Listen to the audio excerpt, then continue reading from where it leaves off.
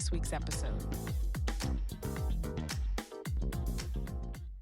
Hello everyone! Welcome back to Sticky Note Conversations. Today we have a special conversation with the lovely Kelly Garrett. It's a touching one about resilience in the face of tragedy. But first, let me tell you about Kelly.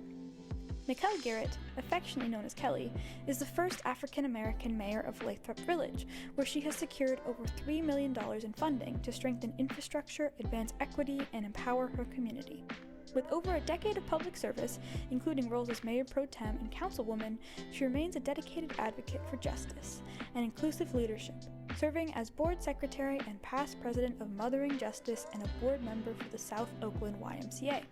In memory of her late son, she established the Chandler Gibson Memorial Endowed Scholarship, which has surpassed $70,000 and is projected to impact over 200 students in the years to come. And those are just a few of her accomplishments. Let's hear more from Kelly herself. Kelly, Yes, ma'am. it's so good to see you. It's good seeing you too. It's been a long time. It's But, been 4 years. It has been 4 Mhm. years. It has been 4 whole years. Mhm. And I think it's pretty unique that we actually met pretty much on the beach.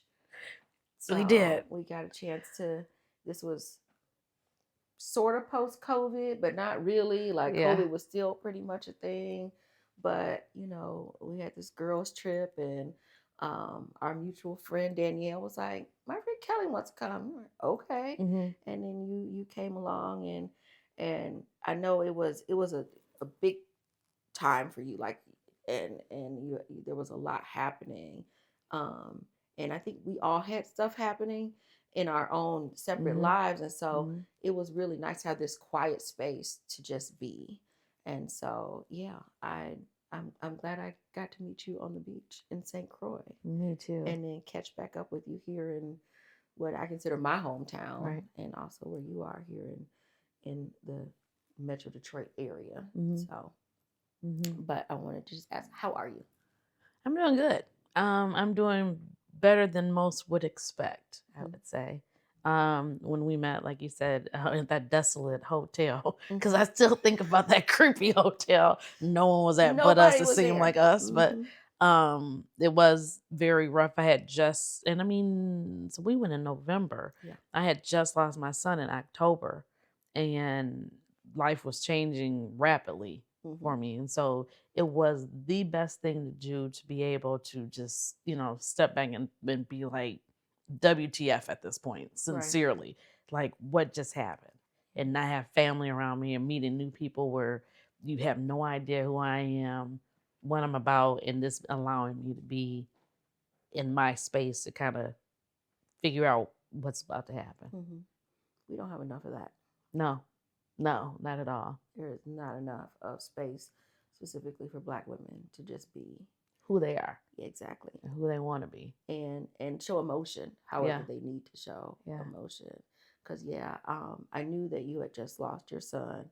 I didn't know any of the surrounding, like what had happened or even how old he was or anything. But also that wasn't my business to ask until you were ready to just talk about it. And I remember there was a moment that you just started talking about Chandler and what a great child he was to you.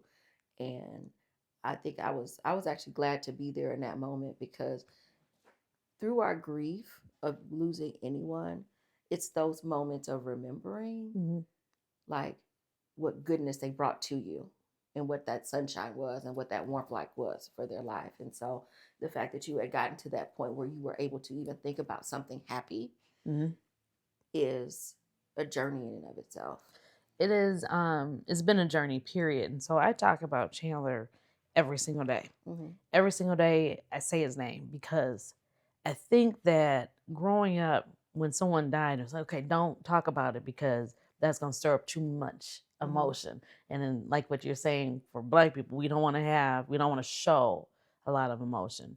For me, he was here, he existed. And so I'm not going to pretend like he wasn't.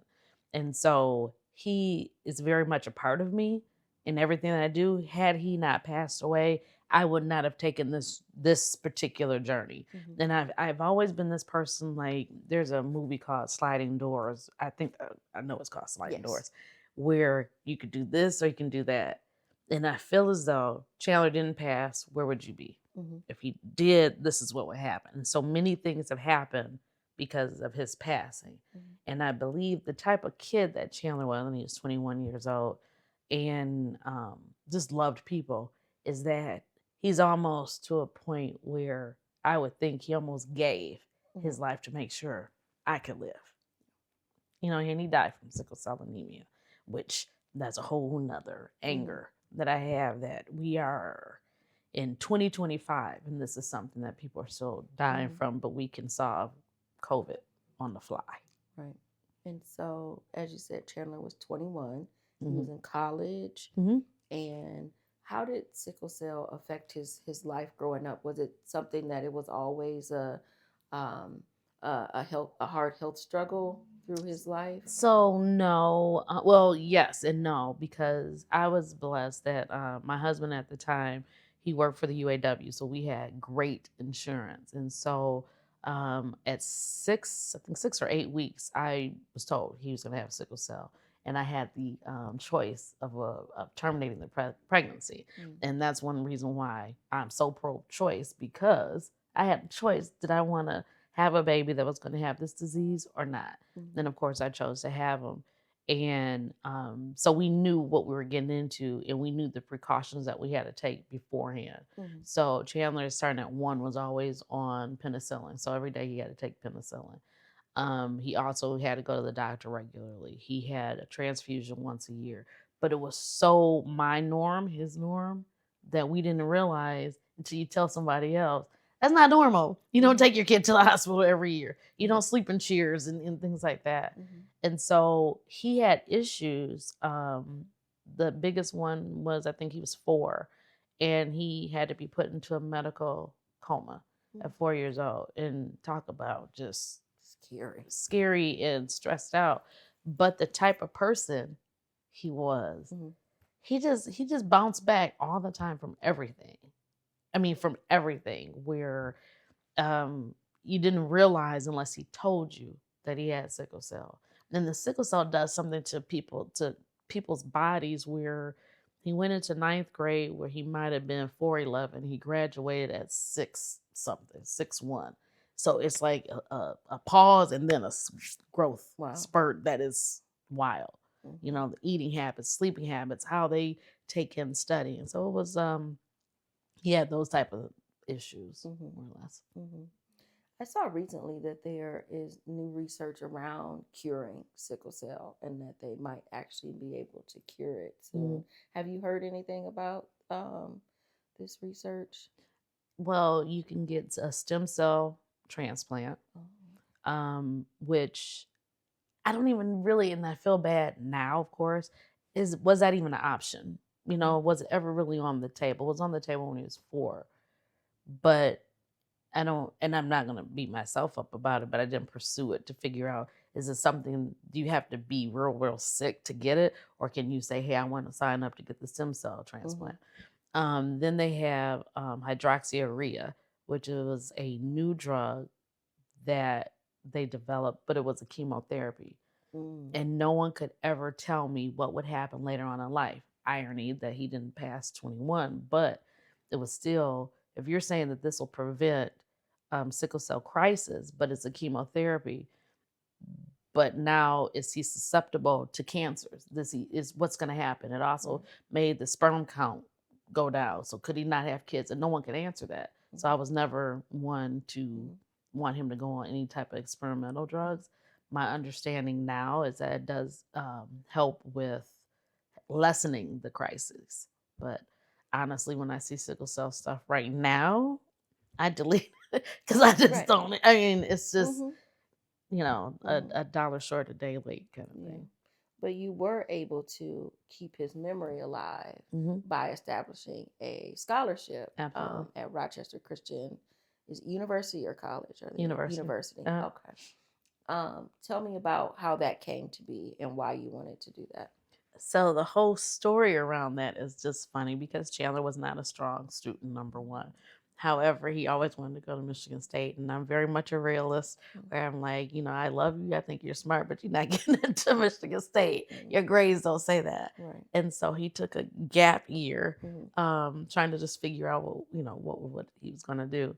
And he's applying to these schools, and he can't get in. And then it dawned on me, you should really apply to my alma mater. Mm-hmm. And so he did, and he wrote this wonderful essay, which blew me away and blew them away. He got accepted there. And he did not know it was a Christian college, which was quite funny because I didn't say anything until he was moving in. Mm-hmm. And but I said, I think this is where you need to be. Mm-hmm. It is kind of the golden rule is what their mission is, Yeah. more so than trying to slam Christianity down your throat. It's a small school, but you're also on campus, and then I can reach you within 35 minutes, door to door. I can get to you if you need me. And so he was there August of 21, and he passed in October of 21. But when people were telling me their interactions with him within that short time, it shocked me, and they did this memorial service for him on campus that blew me away. And the people that were talking, and I'm like, he was just really here a month and a half, but his presence was known. People to this day still say that they met him, they were his teacher or something. And so I was going to give money to the Sickle Cell Foundation, but I also wanted to see my money at work, where I can say, we did this. Mm-hmm. And so I decided to start the Chandler Gibson Endowed Scholarship at this college. And it is at $70,000 now, and that's from $0 to $70,000. And so far, one student has received the scholarship, and to see him and to talk to him, and he just graduated in May, knowing that we helped. Mm-hmm. And he wrote me this letter that this is the reason why I keep pushing for it, is because he said it got so tight that he had to live in his car, but he still wanted to go to school. And I want to say he's from a different country, and he was here on scholarship. Something happened with the scholarship, but he didn't want to quit. And then he got the scholarship from Chandler, and it made the difference of him quitting or staying in school. Mm-hmm. And then the irony was that he was like, and I knew Chandler. I was in class with him. He made me buy him some French fries. And I'm like, yeah, you knew Chandler then, because Chandler had money, but he's also trying to be a hoarder of money. So the scholarship means a lot to me because it helps other people. Because the one thing that I believe in is that I've been blessed with so much. And the right thing to do is to give back to others. It comes back to you, trifold. Don't be afraid to give to other people. But I also see Chandler when I'm on campus, when, I feel him, I should say, when I'm on campus, and then just keeping his memory alive. And people come up to me and they talk about Chandler. They don't say your son. It's like where I have to stop and say, well, did you know him? I don't know. The way you talk about him is, Yeah. So it means a lot. So yeah, and so his legacy, it gets to continue on and bless so many future students. And so I think that's a beautiful thing. But it's also shows your giving heart, because it's easy to crumble into ourselves and just stay there. Yes. And nobody would blame you to want to just sit there in it, because it never feels normal, right? To bury a child. And so for you to know that you gained so much by being his mother for 21 years plus some, because you're still his mother, right? But that you're able to then put that blessing out there. Right. It's a beautiful thing. Right. It's a beautiful thing, and also do it at the same time as being mayor of the lovely Lathrop Village. Yeah. And for those who are not familiar with Southeast Michigan and Metro Detroit, tell us about Lathrop Village. What is Lathrop Village like, and tell us about being mayor. Being mayor is one of the other greatest things that I've been able to do, because I would be the last person on earth that most people that grew up with me would imagine me being the mayor. Mm-hmm. And that's why I know that God has those plans for you that you don't even realize is going to happen. So Lathrop is maybe about 15 minutes outside of Detroit. It's 1.5 square miles, so it's a very small little town. It was what many say it still is, but it's not really. But it's a small bedroom community, and it used to be very tight knit and small, which we still are. But then a major freeway, was put into the middle of the city, and then Southfield Road. So you have now quadrants of Lathrop. So you have different areas that are more, I would say, tight knit than the others, I guess. Lathrop is a very interesting city. I love living there because it is a small town, and it can give you that small town feel for certain things that we do. It comes with its own challenges, which most people hate when I bring this up, but history is history. You cannot erase it. You can try to revise it and do all the other things, but it is what it is. Lathrop was not open to outside races, religion, sexuality. The only reason why Black people, Middle Eastern people, and Jewish people were able to move there was because of the 1972 Housing Act. And so if you're doing your math right, you realize that's only 50 something years ago. So that means the same people are still living there now that bought houses because they wanted to be segregated. And so being the first Black mayor of the city has grown me up, has strengthened me, and it also has given me more compassion towards people. And where you would think, being a Black woman, you want to go off regularly. And I'm about to check you and I'm going to put you in so that you have to, and I'm learning it more and more now, whereas it's like, this was your thoughts. This is what your mindset was for so long.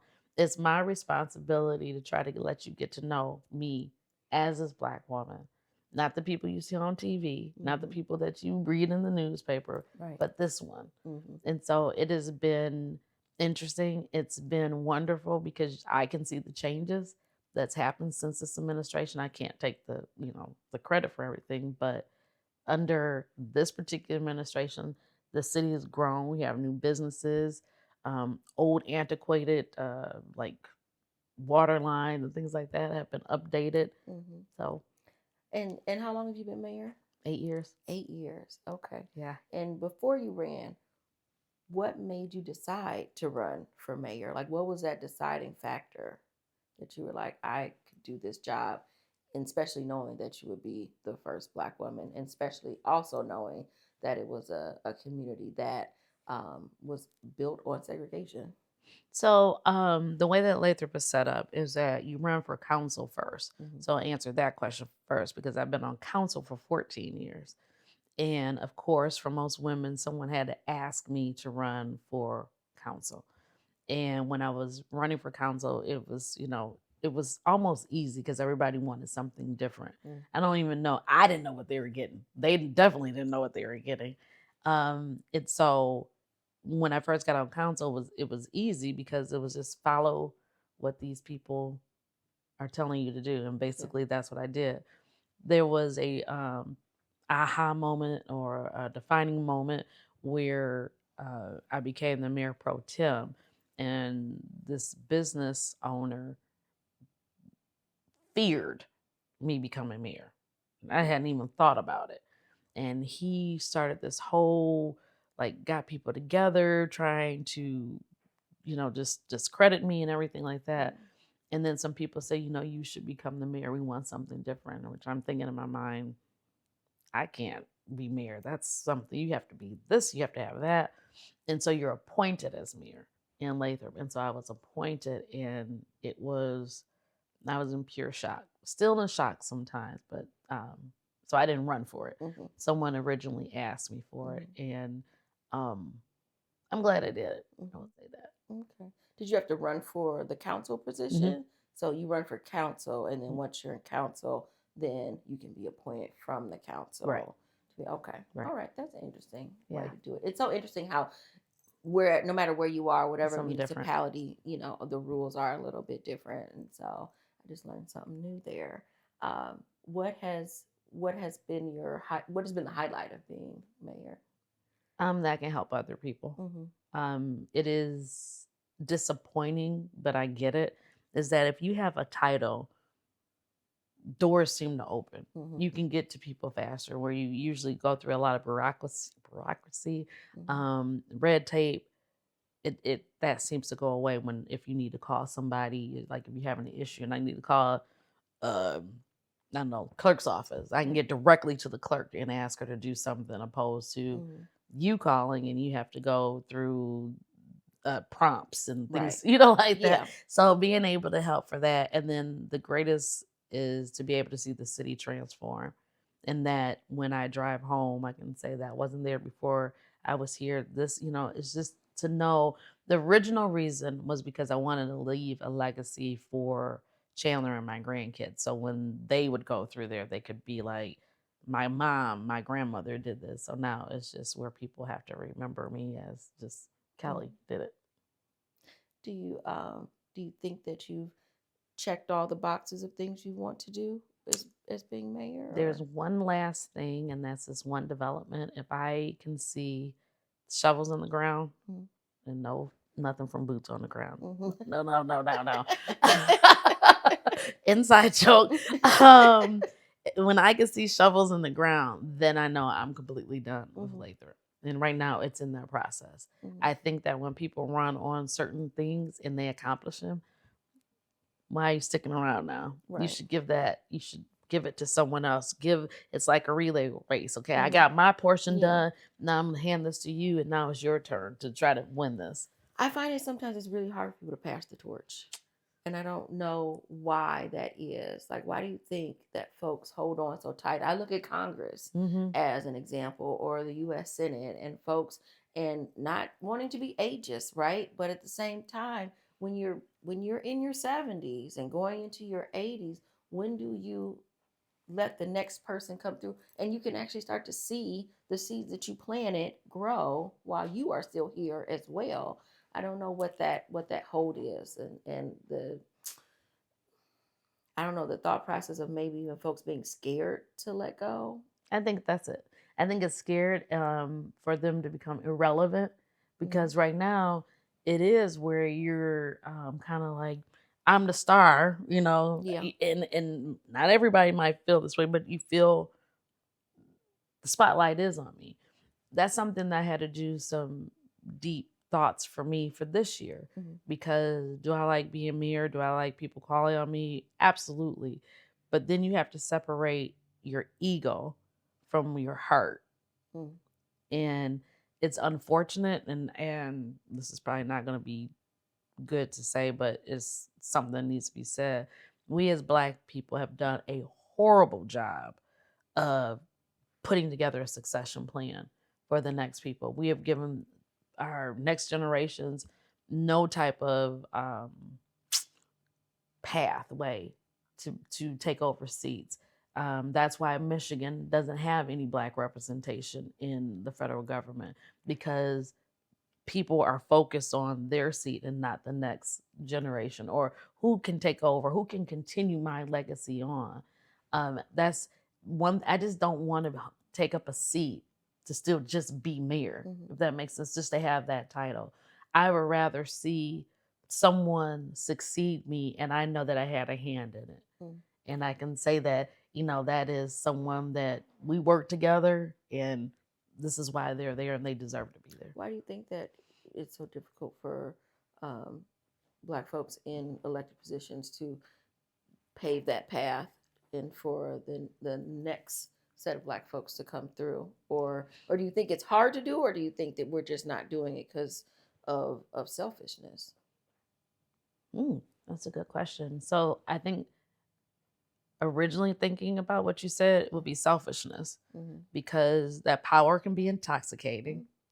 The money can be intoxicating. The position, and I think that people are afraid of the unknown. So what do I do after I quit Congress? What do I do?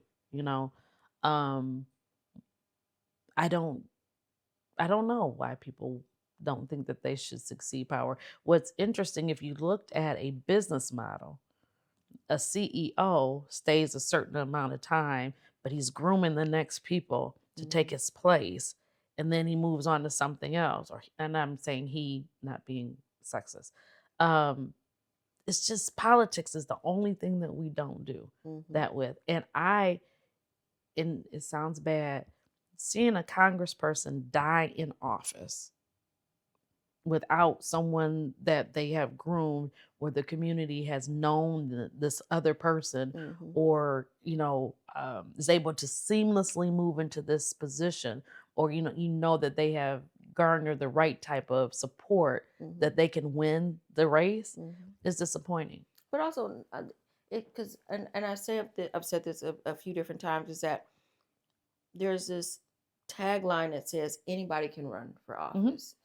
And yes, technically anyone can run for office, but not anyone can win a seat, because there is so much on the inside that people don't know. When you start dealing with party politics, when you start dealing with the various machines that push buttons that folks don't even think about. And knowing all of those ins and outs, and knowing, who's who and who actually has a lot of control, behind the scenes, that takes time in order to learn those people up and to get them to that point where, because it's not just shaking hands and kissing babies or whatever. You need to understand policy, but you also need to understand politics, and you also need to understand the community, and you also need to know how to be able to talk to community members and other powers that be who are the code switching is real, for real. And so thinking about that and how much grooming that actually takes to do that, it's a shame that, because I'll also say that I don't think I had realized until you just said it that there isn't Black representation, because there always had been for so long. But the former John Conyers, was around my whole entire life, when I lived here, and then, and others, and thinking now that, oh, I don't even know who holds that seat at this point, and who possibly could hold not just that seat, but any other seat in Michigan and elsewhere. You are absolutely right about, you need to know policy and politics. To me, they're on two separate ends of the spectrum. And it might sound crazy, but policy can be learned, and I can get a policy director, and I can get all these people around me that can help me understand it.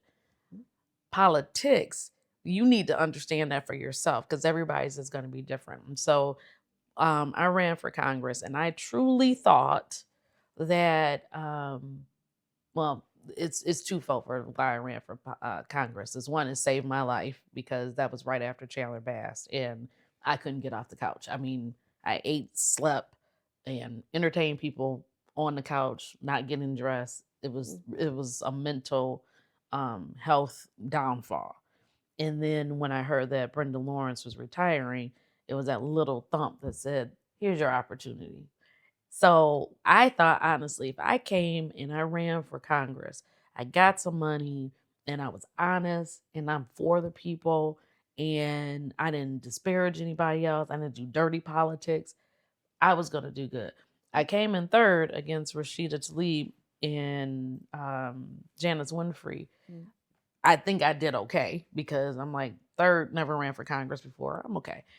One thing I learned is that I didn't go to Washington to try to go and lobby for more money or get people on my side.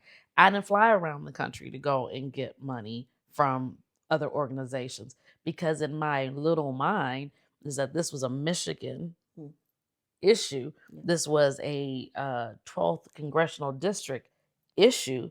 This is what these people want. These are what the people that live in this district need. I didn't realize how much of an influence people from outside of this district, outside of this state, outside of this country cared about this district.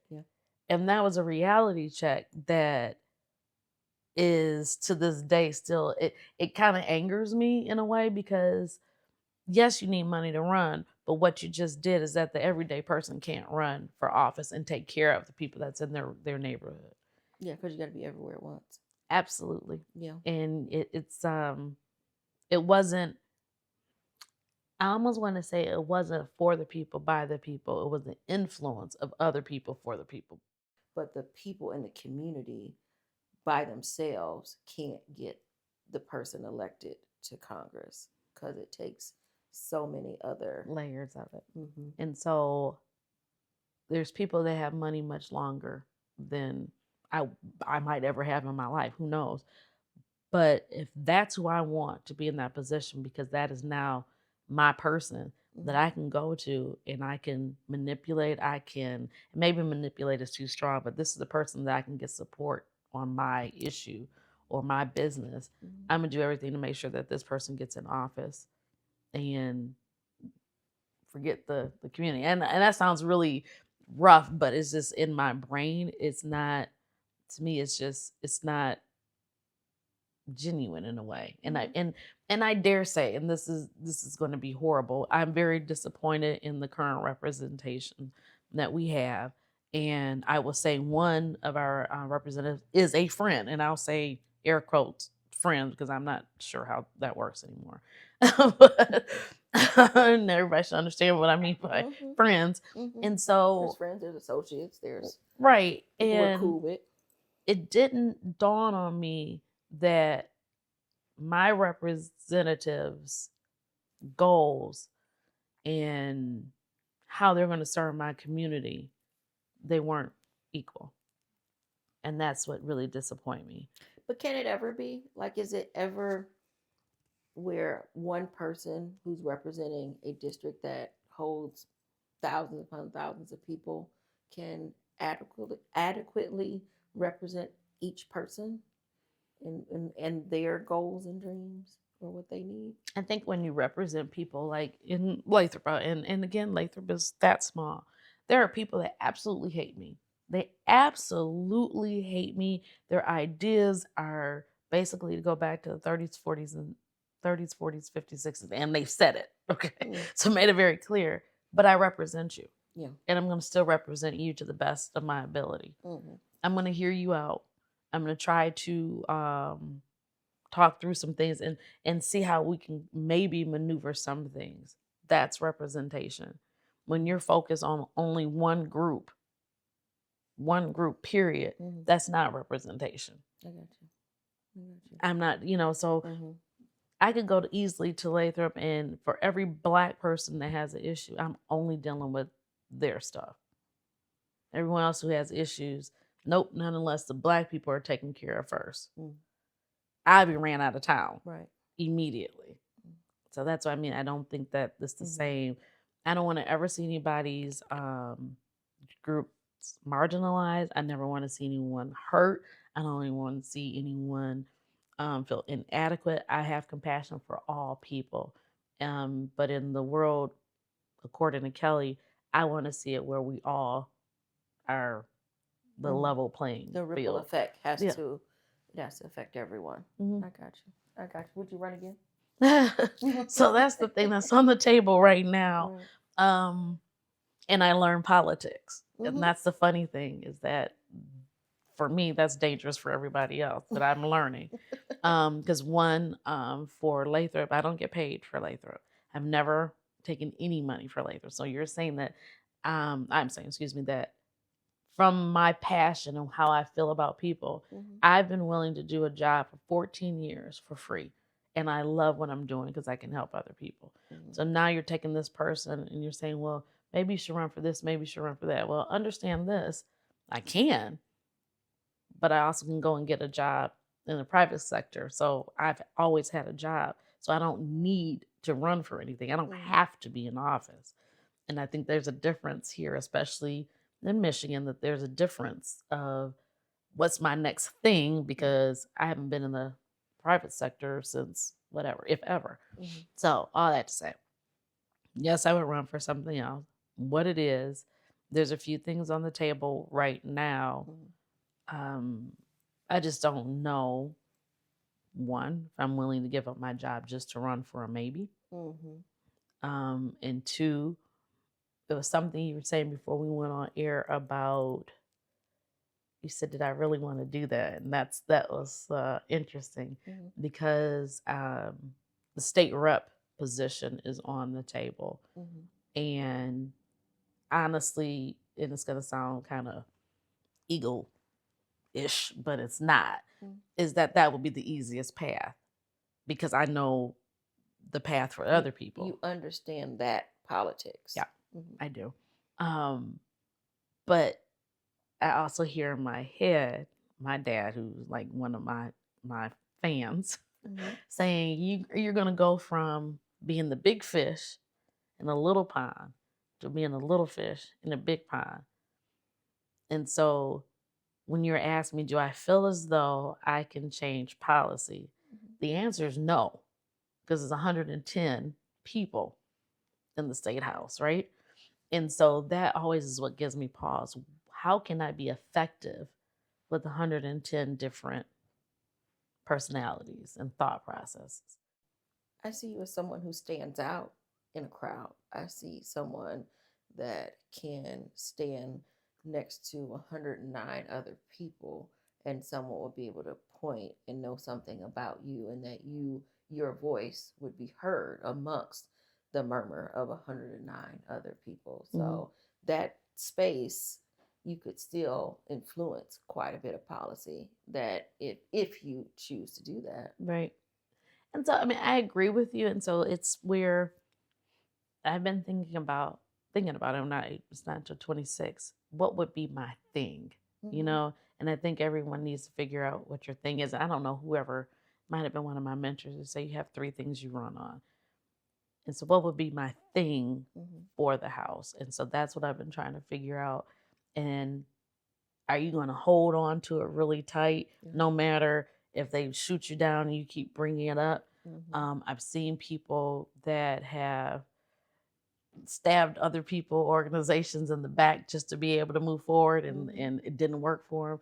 So it's a lot in my brain of what my next steps are, I guess. And then there's some other ones that are big steps, and that involves a whole lot of money.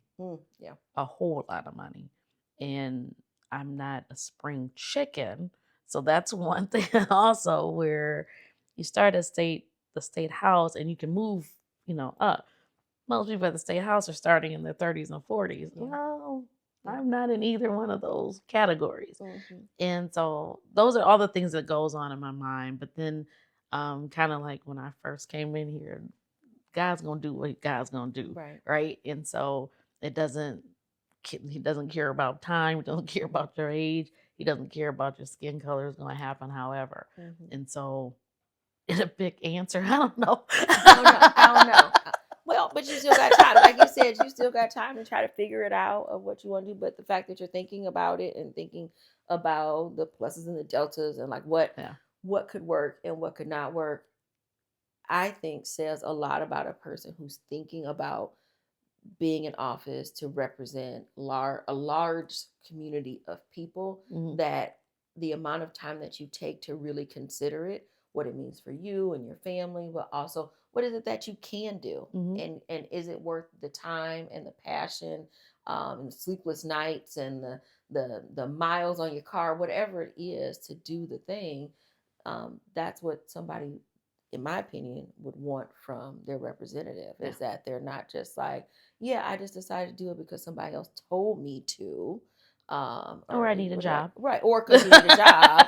Right. And that job pays. Whereas right now you're doing some hardy volunteer work. Right. And so, which is, again, another thing that amazes me, because also in Nevada, our state reps are not paid. Oh, okay. And so they get a per diem, but they're not paid a salary. And so I'm always confounded by this idea of this volunteer work that folks are doing, because they do have to hold jobs and still do that job. And, even though Lathrop Village is small, still being on council, being the mayor is still a job in and of itself, and you're not being paid for it. Why aren't all elected officials paid for their work? And would you want that to change? Do you think the mayor of Lathrop Village should have a salary? No. No? No. And I know that sounds crazy, but No, I give the amount of time Mhm. that I want to. I don't feel like I have to be there every single day. Plus, our city's ran by a city manager who is so capable, and so if there's an emergency comes up, I'm 24/7, understand that. But he's the one that is the CEO. I'm the board of director president, basically. Um, and I brought this up before. That's why I'm laughing about our state representatives not getting paid. And you would have thought I was trying to cause a major just a war in Michigan, because I think it's in South Carolina or North Carolina. They're part time. Yeah, ours are part time in Nevada too, and they have to have a job. Mm-hmm. But you don't see, to me, you don't see, and maybe just because I don't live there, you don't see the infighting as much as you do here, because these are some serious paying jobs. And it used to be in the state house that you got lifetime benefits also. So yeah, I would be like, yeah, I'm running for this office because I'm set for life, Yeah. And so I don't know why. I have no idea why it's set up this way. It just like, I think we're the only ones, not only ones, but with the term limits.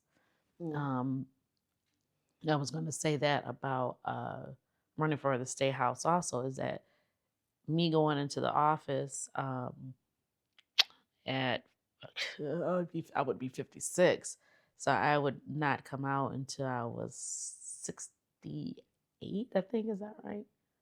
Yes.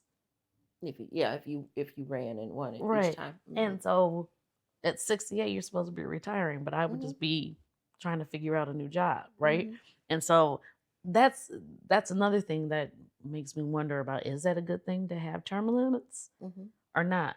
Do I think Congress should have term limits? Do I think state house? I mean, it's just to get paid, term limits. It's all, which would be better for the people, I think that's a good debate to have, because I'm a person who thinks that term limits can be good, but I also a lot of times don't feel like people give folks enough time to get a job done either. And so I'll see it, and I'll take St. Louis as an example. St. Louis just had a Black woman mayor, Tashira Jones, and she went through one term. And then now she did not win her election, and now we have a new mayor there, right? And so, and people are like, oh, she didn't do this, she didn't do this, she didn't do this. But when she talked about, in various debates and interviews, she talked about how archaic the system was when she went in, that they were still using typewriters and doing stuff in triplicate with carbon copy type things, and having to put stuff on index cards and walk it over here as people were trying to, people who were trying to fill out for employment and that sort of thing. All these things that sound like it was 1989 in there, right? And so thinking about where she had to start to try to change stuff, and then people were complaining about what she didn't do. Like, there could be some legitimate complaints there of things they had expectations they had that she may not have met. But if you're being realistic with what tools you give somebody and how much time they need to get something done, in any regular corporate job, you would have gotten more time to do X, Y, and Z when you're going back and doing your 6-month checks and all of that. And so it's like, no, we got to start over with somebody new. But that person is already benefiting from everything this last person did. So you don't get to like put a feather in your cap automatically because of what you got to do, because you're not starting from the same, ground zero.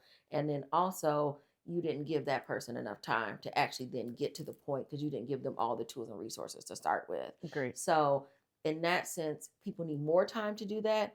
I don't know if you need 25 years to do that. So, and again, it goes back to, when you plant the seeds for the next folks. And if there's no term limits, then you're there until you die in office. And although I understand people might love their job, but you got to make room. Otherwise, the next generation coming in, then they are already of a certain age. And there's something about the youthfulness and the vibrancy that, the fly by the seat of your pants and let's just try a bunch of different things that the youth have, because they're not in this space of they're not bruised and battered as we are. Right. And you need some of that infused in too. Absolutely. So yeah, I think it could go either way. What you said about needing the time, that's where I have the issue with the term limits. Because it took a good year for me to understand Lathrop's politics. And so I was kind of like, give a little opinion, little questions or whatever, because I knew for the most part I have 4 years to figure this out. And archaic, Lathrop didn't even have email addresses. So that's, I get that, where literally they printed up our packets and they had the police deliver them to our house, which I thought was so a waste of our resources. Your police are delivering your council packages that if you could just put it on a zip drive, you could just send it. Then we switched to that. Right. Then it's like, still, you have the police bringing it to the house for the zip drive. Why not, if there's a way to put it on the internet? Right. It's just these little things, right. but this could not be done in 1 year. And so I agree with you in that sense that you need to know, and I forgot who said it, you need to know where the bathroom is before you're trying to do change. And sometimes that's difficult. I go to the state house, the Capitol regularly, and still don't know way around. Yeah, so just imagine if you're working there. Right. Funniest story, I went up and down the stairs 5 times before I could figure out where I was at. So I'm late. And I've been here before. Right. But that's the struggle. Do you have term limits? Like, I think about this. If you're, this is horrible. I don't know if I should even say it, but if you are in office and there was no such thing as a computer in a house or used regularly, are you there too long? Yeah. You know what I mean? Those things that we take for granted now, if you didn't even have an idea of it, how are you with the people now? And that's the key thing, is I want to always be someone that you can say, oh no, she's from this community. She understands this community. I might not understand everything, but I understand what it is to be someone that you have to take care of a child. I understand what it means to take care of adults. I understand what it means to take care of a home. That's what I mean, just to be part of a community, understand where people's struggle is. What do you think democracy is? Right now is what somebody tells you what democracy is. We are, I'm embarrassed for us. I'm very embarrassed for us as Americans. It doesn't seem like we have our own free will to choose. And well, we do, but it's so much coming at us on a daily basis of what's right and what's wrong. I feel like our Constitution is just being like, we're going to start over because I don't like it. And because it's coming from the top, not God, but coming from the top of the org chart, so many of the different branches are starting to feel that same way, or are starting to act the same way. And like I said, I'm just embarrassed. It used to be where elected officials were held in such high esteem. Like, oh, when I grow up, I want to be. But now it's just almost like a clown show, almost in every jurisdiction. Are you concerned for our community and what is to come? Like, what do you think the next 5 years looks like for us? Freedom of speech is going to cause is a double-edged sword right now. And I think that that's where we're going to have some issues at. And it frightens me. I have a friend who was like, you don't have anything in your house to protect yourself. And I'm like, why are we there?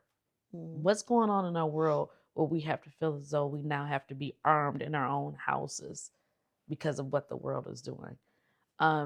Next 5 years, I see there's a saying, is biblical. When you build your house upon sand, it can crumble.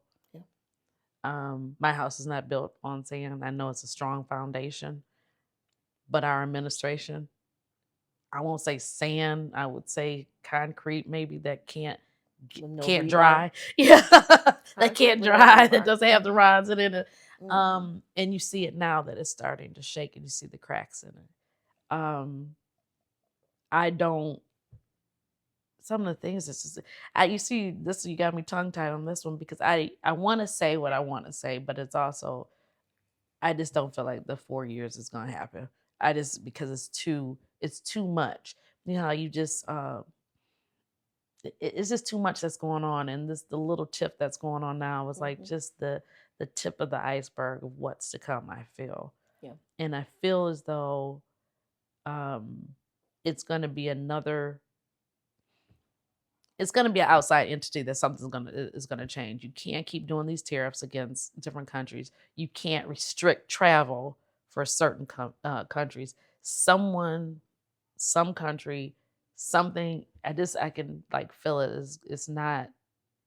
I don't feel like it's going to be good, but I feel like the right people are going to be protected. So I don't feel like it's a whole we're about to be destroyed. But I just feel we can't go on like this. Yeah.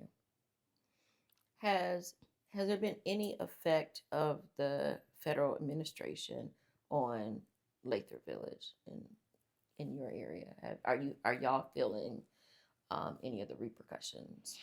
We had gotten awarded a grant, and so it was slowed. That was slowed, but our issues come from the state, and that's the state sharing revenue that had dropped. That needs to be put back to where it was at. That's why a lot of these cities are struggling.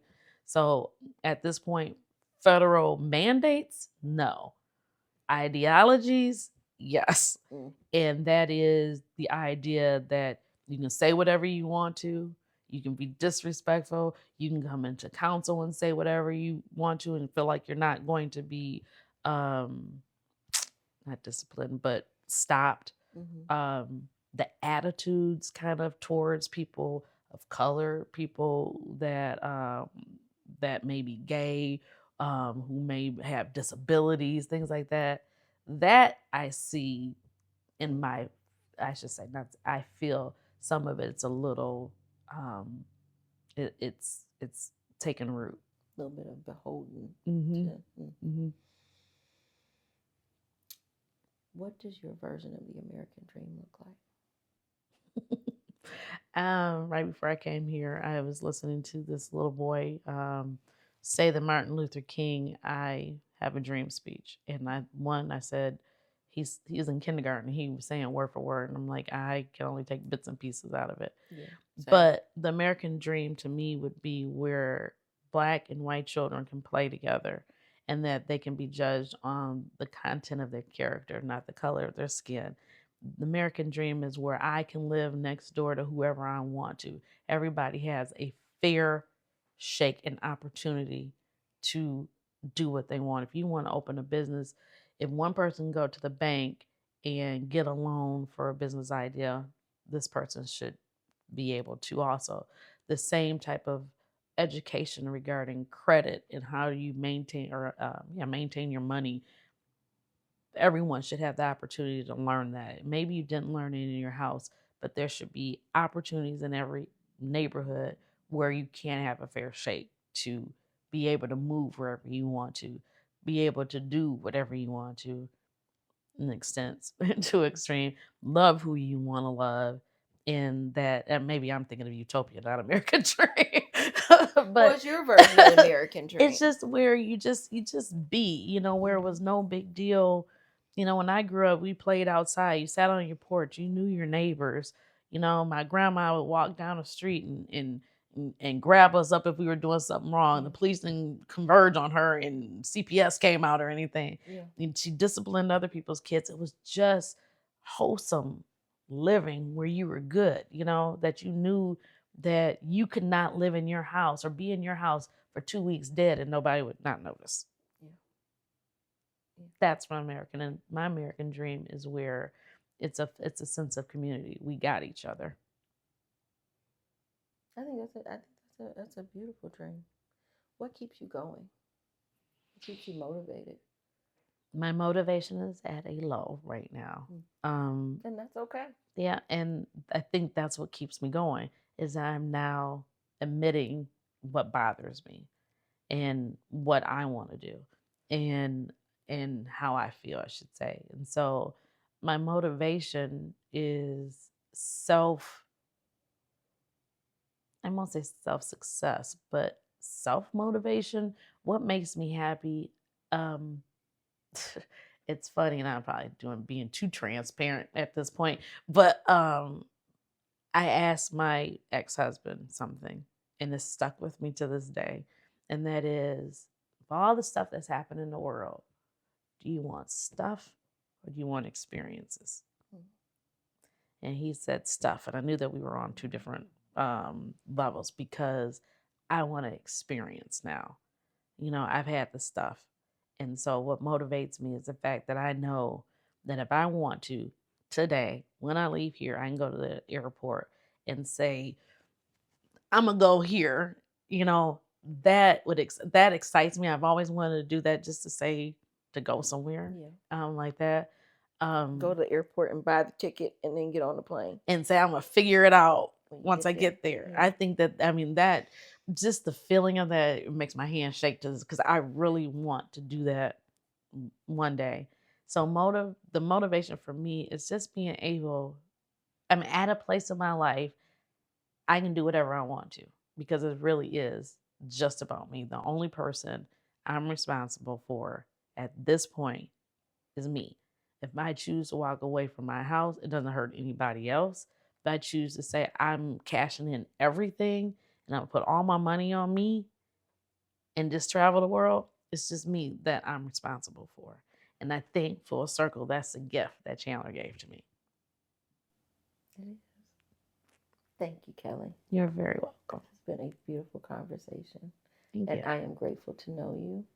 And, I am grateful to sit next to you and dream along with you. And call me when you're ready to just head to the airport and say, we've spun the globe and we put our finger on the map. Isn't that exciting? Just the thought of it, it just makes your heart palpitate. It is, exactly, because, all my children are now of age. I call them now, they are tax-paying voters. Mm-hmm. They can do things and they don't need me on a day-to-day basis. And it's a whole different, it's a freeing space for me, and not being married and only being responsible on a daily basis for myself mm-hmm. is a crazy scary space to be mm-hmm. in mm-hmm. also.